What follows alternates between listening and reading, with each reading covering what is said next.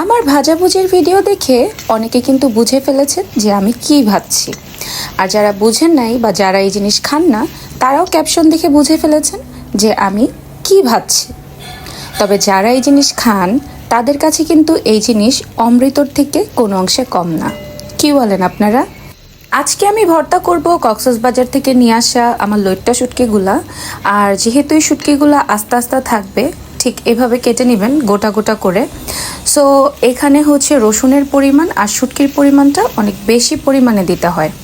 আমি যেহেতু শর্টকাটে আপনাদেরকে দেখাবো, তাই আমি কোনো রকম জিনিসপত্র ব্যবহার করব না। ডিরেক্ট কড়াইটা, শুটকিটা হালকা একটু ঠান্ডা হওয়ার পরে আমি নিয়ে নিয়েছি আমার মেশিন। এই কড়াইয়ের উপরে এটাকে কি বলে, হামানদিস্তার মেশিন, মানে আমার মেশিন আর কি। তো কড়াইয়ের উপরে এই হামানদিস্তার যেটা দিয়ে আসলে ভর্তা করেন, ওই ভর্তা করার কাঠের অংশটা দিয়ে আমি সেই কড়াইয়ের উপরেই হচ্ছে যে এটাকে আধা